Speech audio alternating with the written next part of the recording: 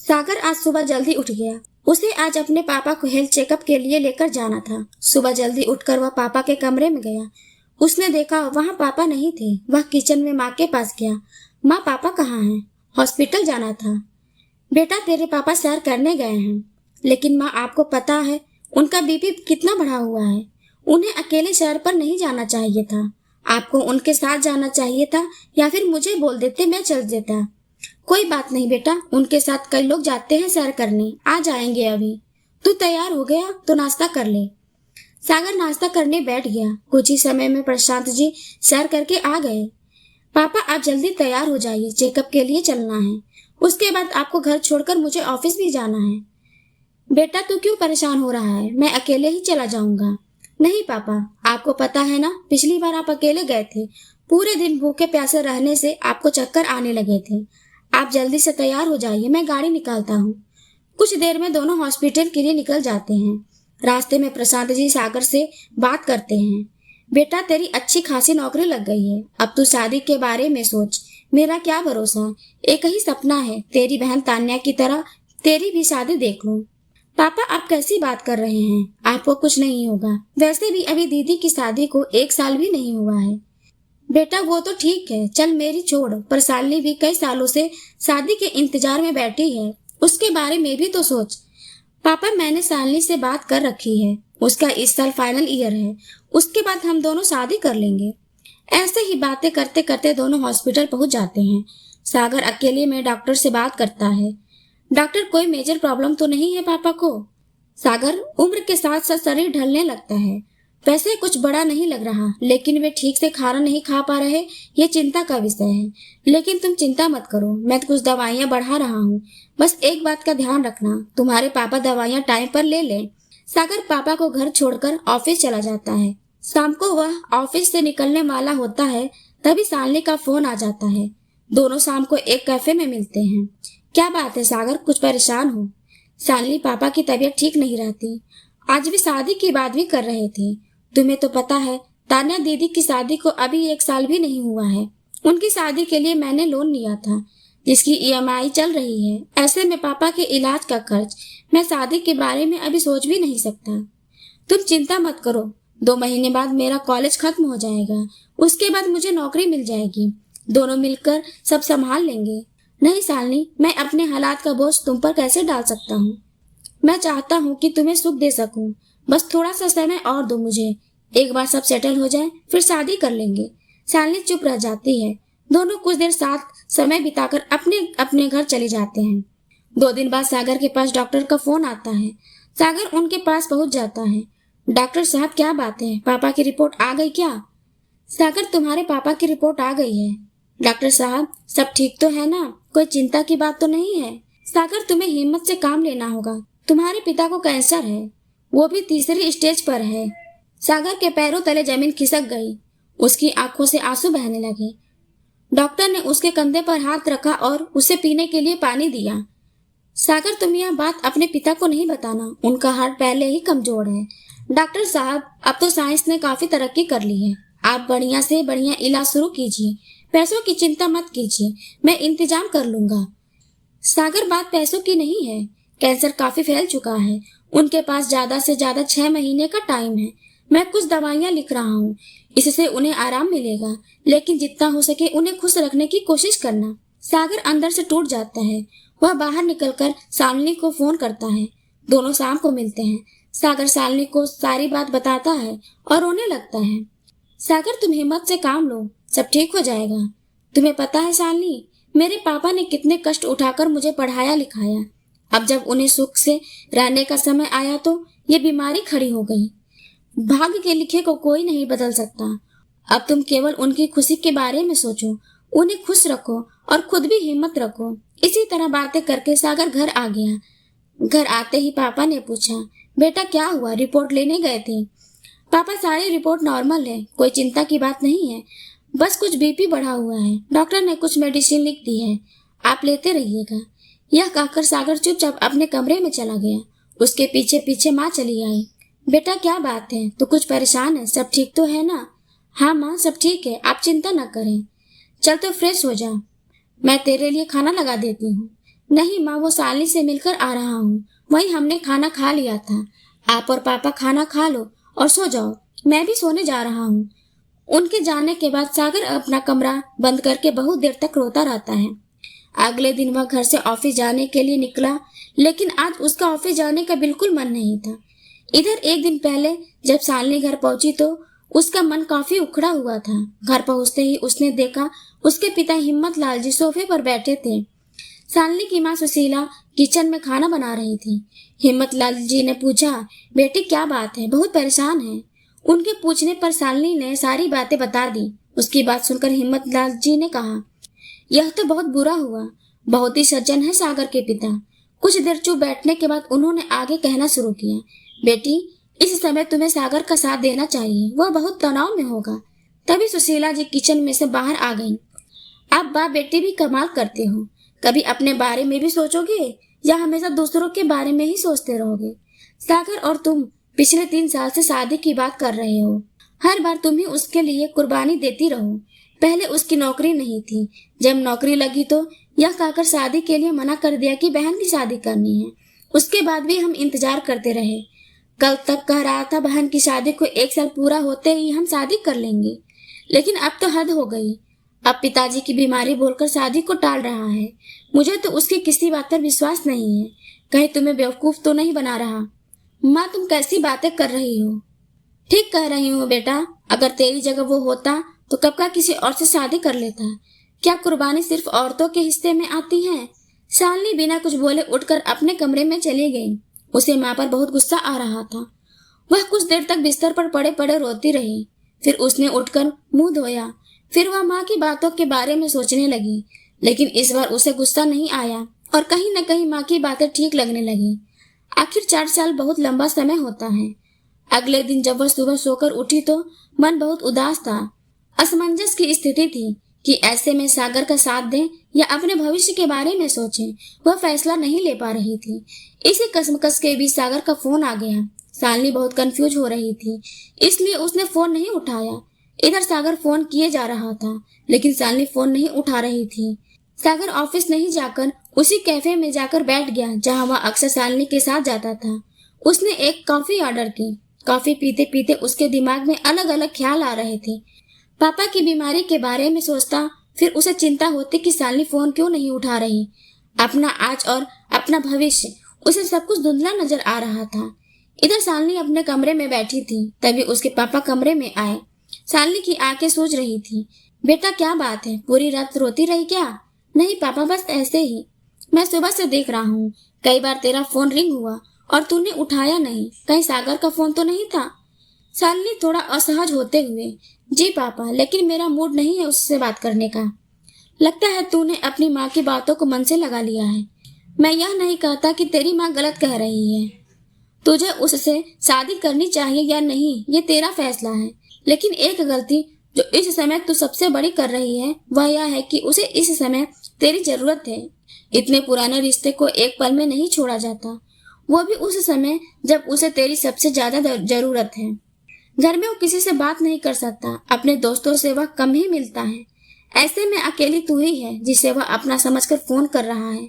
उसे इस समय किसी सहारे की जरूरत है जो वो तुझ में ढूंढ रहा है। लेकिन पापा, मेरी भी तो जिंदगी है, मुझे भी तो अपने भविष्य के बारे में सोचना है। बेटा, यदि तू उसके साथ अपना भविष्य नहीं देखती तो कोई बात नहीं, लेकिन एक दोस्त की तरह उसकी परेशानी में उसका साथ तो दे सकती है। शालिनी को अपनी गलती का एहसास होता है। वह तुरंत सागर को फोन करती है। सागर क्या बात है, सब ठीक है ना? कहाँ हो यार शालिनी, सुबह से कितने फोन किए तुम्हें? वो कुछ जरूरी काम था, बताओ क्या बात है? उसी कैफे में बैठा तुम्हारा इंतजार कर रहा हूँ। आज ऑफिस जाने का बिल्कुल मन नहीं था। क्या तुम एक बार मिलने आ सकती हो? ठीक है, मैं 20 मिनट में पहुंचती हूँ। शालिनी का जवाब सुनकर हिम्मत लाल जी मुस्कुराते हैं और कमरे से बाहर निकल जाते हैं। कुछ देर बाद शालिनी और सागर मिलते हैं। सागर क्या बात है, इतना परेशान क्यों है? शालिनी, मैं बहुत टूट चुका हूँ। पापा का चेहरा मुझसे देखा नहीं जाता। आज पता चला कि अगर पहले से ही पता हो कोई अपना साथ छोड़कर जाने वाला है तो कैसा महसूस होता है। यह सुनकर शालिनी को धक्का लगा। वे सोचने लगी, इस तरह वह भी तो यही करने जा रही थी। अगर पापा उसे नहीं समझाते तो वह भी तो सागर का साथ छोड़कर जा रही थी। ऐसे में उस पर क्या बीतती। सागर इतना मत सोचो, सब कुछ भगवान पर छोड़ दो। यह समय टूटने का नहीं है, अपने परिवार के साथ ढाल बनकर खड़े रहने का है। अब सब कुछ तुम्हें ही संभालना है। तुम टूट जाओगे तो तुम्हारे परिवार का क्या होगा? और मैं भी तो तुम्हारे साथ हूँ। इस मुश्किल समय को हम दोनों मिलकर निकाल लेंगे। बस तुम मेरे साथ हो तो मैं हर मुश्किल का सामना कर लूंगा। शालिनी सागर की हिम्मत तो बढ़ा रही थी, लेकिन साथ साथ उसे अपना भविष्य भी अंधकार में दिख रहा था। जिस सागर से उसने प्यार किया था वह एक जिंदा दिल इंसान था, लेकिन जिस सागर से वह आज मिल रही थी वह एक हारा हुआ इंसान है जो उसके भरोसे सब कुछ छोड़कर बैठा है। शालिनी पूरे दिन सागर के साथ रही, सागर की हिम्मत बढ़ाती रही, लेकिन उसने देखा कि सागर बिल्कुल टूट चुका है। यह देखकर उसकी हिम्मत भी टूटने लगी। एक तरफ अपनी माँ की बातें और एक तरफ अपने पिता की बातें, दोनों में तालमेल बैठाने की कोशिश करती, लेकिन सागर की बातें सुनकर माँ का पक्ष भारी पड़ता। इसी तरह पूरा दिन बीत गया। शाम को शालिनी को घर छोड़कर सागर अपने घर आ गया। आज सागर थोड़ा ठीक था। ऐसा अक्सर होता है, जब भी हम किसी परेशानी में होते हैं तो कुछ समय बाद मन उसे स्वीकार कर लेता है कि शायद यही नियति थी। वैसे ही आज सागर यह मन बना चुका कि शायद उसका और उसके पापा के साथ कुछ ही दिन का बचा है। ऐसे में उसे ही घर की जिम्मेदारी संभालनी है। उसे इस बात से बहुत आस बंधी थी कि उसके हर सुख दुख में शालिनी उसके साथ खड़ी है। इधर शालिनी जब घर पहुंचती है तो वह पहले से भी ज्यादा दुखी होती है। एक तरफ सागर के साथ इतना लंबा रिलेशनशिप और दूसरी ओर अपना भविष्य, कुछ समझ नहीं आ रहा था। तभी शालिनी की माँ सुशीला जी उसके कमरे में आती हैं। बेटी, मैं तेरे भविष्य को लेकर बहुत चिंतित हूँ, इसलिए तुझे बार बार सागर से दूर रहने के लिए कह रही हूँ। आज सागर पर परेशानी चल रही है, वह बात अलग है, लेकिन प्रैक्टिकल होकर सोच। ऐसे हारे हुए आदमी से तुझे क्या सुख मिलेगा? दूसरों की भलाई के चक्कर में तू अपना जीवन तो बर्बाद नहीं कर सकती। लेकिन माँ, यह तो सोचो, अगर यह सब मेरे साथ हुआ होता तो क्या होता? बेटी, तू बहुत सीधी है। अगर यह सब तेरे साथ हुआ होता तो सागर तुझे कभी कर छोड़कर भाग गया होता। क्योंकि तू एक लड़की है, तुझे वो इमोशनल कर देता है। क्या सुनकर शालिनी सोच में पड़ जाती है। उसे रात भर नींद नहीं आती। सुबह उठकर वह एक फैसला करती है। इधर सागर अगले दिन ऑफिस जाने के लिए तैयार होता है। तभी उसके पापा उसके पास आते हैं। बेटा, तेरी मम्मी अभी किचन में है। मुझे लगता है कि तू कल से बहुत परेशान है, क्या बात है? नहीं पापा, ऐसी कोई बात नहीं है, बस ऑफिस में काम ज्यादा था, उसी की टेंशन है। बेटा, मेरी बीमारी को लेकर तो कोई बात नहीं है जो तू छिपा रहा है? नहीं पापा, ऐसा कुछ भी नहीं है। अब मैं चलता हूँ, बहुत देर हो रही है। सागर ऑफिस पहुंच जाता है। वह बहुत कोशिश करता है काम करने की, लेकिन उसका मन काम में नहीं लग रहा था। क्या मैंने पापा से झूठ बोलकर सही किया? तभी शालिनी का फोन आ जाता है। सागर, मुझे तुमसे कुछ जरूरी बात करनी है अभी। क्या हुआ शालिनी? हम शाम को मिल तो रहे हैं, तभी बात कर लेंगे। नहीं सागर, सुन लो, तुम्हारे सामने मैं बोल नहीं पाऊंगी। मैंने आज फैसला किया है। मैं चाहती हूँ अगले 15 दिन में हम शादी कर लें। ये तुम क्या कह रही हो? सागर प्लीज, पहले पूरी बात सुन लो। या तो हम अगले 15 दिन में शादी कर लें, या फिर मैं प्रमोशन लेकर 3 साल के लिए कनाडा चली जाऊं। यही 2 रास्ते हैं मेरे सामने। अब मैं अपना करियर और रिलेशनशिप दोनों को लटका कर नहीं रख सकती। शालिनी, तुम मुझे छोड़कर जाने की बात सोच भी कैसे सकती हो? सागर, मुझे भी अपने बारे में सोचने का हक है या नहीं? या मैं केवल तुम्हारे इंतजार में अपना सब कुछ दांव पर लगाकर बैठी रहूं? शालिनी, मुझे कुछ टाइम दो, मैं सब ठीक कर दूंगा। इस समय पापा की बीमारी के अलावा मुझे कुछ दिखाई नहीं दे रहा। मैं भी तो यही चाहती हूँ कि तुम्हारे पापा अपने सामने अपने बेटे की शादी देख लें। तुम आज ही उनसे बात कर लो, 2 दिन का समय है तुम्हारे पास। यह कहकर शालिनी ने फोन काट दिया। शालिनी कितनी स्वार्थी हो गई है। इसे केवल अपनी शादी, अपने कैरियर की पड़ी है। मेरे हालात के बारे में तो वह सोच ही नहीं रही है। चली जाए जहाँ जाना है।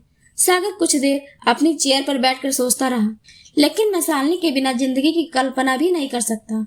मुझे उससे बात करके उसे समझाना चाहिए। सागर शाम को बात करने के लिए शालिनी को बुलाता है। देखो सागर, मैं तुम्हारे हालात जानती हूँ, लेकिन मैं अब और इंतजार नहीं कर सकती। शालिनी, तुम्हें मेरे पापा की बीमारी नहीं दिखाई दे रही? एक बार सब सेटल हो जाए, फिर शादी भी कर लेंगे। नहीं सागर, तुम्हारे पास 2 दिन है। अगले सप्ताह मेरा कनाडा का ट्रांसफर है, मुझे बता देना। यह कहकर शालिनी उठकर चली गई। सागर निराश होकर घर आ गया। उसे कुछ समझ नहीं आ रहा था क्या करे, किससे बात करे। अगले दिन सागर शालिनी को फोन करता रहता है, लेकिन शालिनी फोन नहीं उठाती। शालिनी घर पर अपनी माँ से बात करती है। माँ, मैंने ठीक तो किया ना? मुझे बहुत बुरा लग रहा है। बेटी, अगर वो तेरा साथ चाहता है तो उसे तेरी बात माननी चाहिए। उसके पिता भी बेटे की शादी देख लें, इसमें बुराई क्या है? और अगर वह अपनी जिम्मेदारी से बचना चाहता है तो तुझे उसका साथ छोड़ देना चाहिए। 2 दिन बीत जाने के बाद भी सागर की तरफ से कोई जवाब नहीं आया। अब तो उसने फोन भी नहीं किया। पापा, सागर का फोन नहीं आया। लगता है उसे बुरा लग गया। बेटी, अब मैं क्या कह सकता हूँ? या तुम दोनों का आपस का मामला है। तभी सुशीला जी किचन से निकलकर आ जाती हैं। बेटी, तुमने उसे 2 दिन दिए, इसका मतलब तो यही है कि वह शादी नहीं करना चाहता। अब तो उसका पीछा छोड़कर आगे बढ़। यह सुनते ही हिम्मत लाल जी को गुस्सा आ गया। वे बोले, किसी मजबूरी का फायदा उठाना अच्छी बात नहीं है। तुम दोनों माँ बेटी अपनी जिद में यह भी भूल गई कि उसने शालिनी की कितनी मदद की थी जब वह नौकरी के लिए भटक रही थी। शालिनी को कुछ याद आता है। देखिए मैडम, आपकी क्वालिफिकेशन कम है इस जॉब के लिए। हमें एक्सपीरियंस वाला स्टाफ चाहिए। सर, एक चांस दे दीजिए। मैं 2 महीने में सारा काम सीख जाऊंगी। मैडम, मैं आपको नहीं रख सकता। आप टारगेट पूरे नहीं कर पाएंगी। यह सुनकर शालिनी रोने लगती है। उसे रोता देखकर सागर उसे बाहर ले जाता है। कैंटीन में बैठकर सागर उसे समझाता है कि वह इस जॉब के लायक नहीं है। सर, मेरे पापा को बिजनेस में बहुत नुकसान हुआ है। मुझे नौकरी की बहुत सख्त जरूरत है।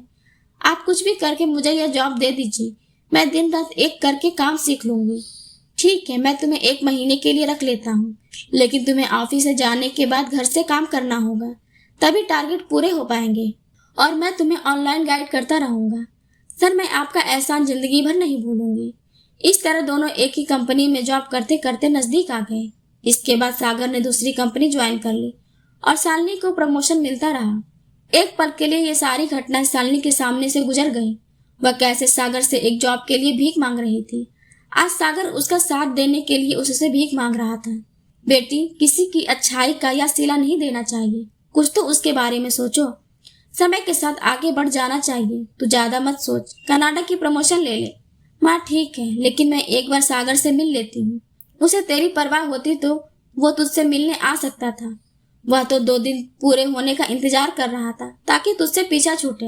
हिम्मत लाल जी माँ बेटी की बातें सुनकर दुखी मन से घर से बाहर चले गए। इसी तरह 2 दिन और बीत गए। न तो सागर का कोई फोन आया, न शालिनी ने फोन किया। शालिनी को सागर पर बहुत गुस्सा आ रहा था। इसी गुस्से में शालिनी ने कनाडा जाने का फैसला किया। ऑफिस से घर आकर उसने सामान पैक किया।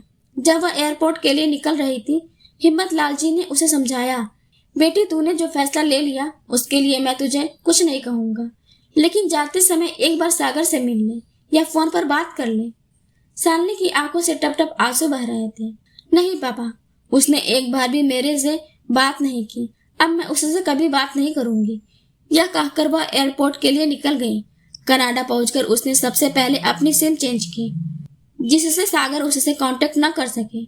कुछ ही दिनों में वह अपने काम में बिजी हो गई। सागर से उसका संपर्क बिल्कुल खत्म हो गया था।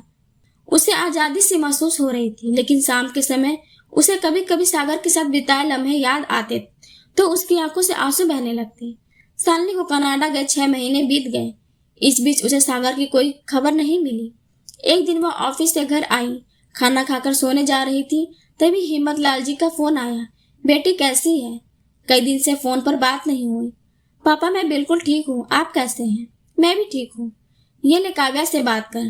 काव्या और शालिनी एक ही ऑफिस में काम करती थी। काव्या शालिनी के घर आई थी अपनी शादी का न्योता देने। शालिनी, तू तो विदेश जाकर सबको भूल गई। नहीं बहन, तुझे कैसे भूल सकती हूँ? एक तू ही तो है जिससे मैं अपनी हर बात शेयर करती हूँ। सुना, तू कैसी है? मैडम, इंडिया आने के लिए तैयार हो जाओ। 1 महीने बाद मेरी शादी है और मैं कोई बहाना नहीं सुनूंगी। सच मजा आ गया। मैं तो वैसे भी आने वाली थी। चल, अच्छा हुआ, अब तेरी शादी में जरूर आऊंगी। हाँ, आजा, बहुत मजे करेंगे। शालिनी वापस आने की तैयारी करने लगती है। वह छुट्टी के लिए अप्लाई करती है। उसे छुट्टी मिल जाती है। शालिनी एयरपोर्ट पहुंचकर देखती है तो सामने उसके मम्मी पापा खड़े होते हैं। इतने दिनों बाद किसी अपने को देखकर उसकी आंखें छलक आती हैं। वह दौड़कर उनके गले लग जाती है। इस कहानी में आगे क्या होता है जानने के लिए चैनल को सब्सक्राइब करें।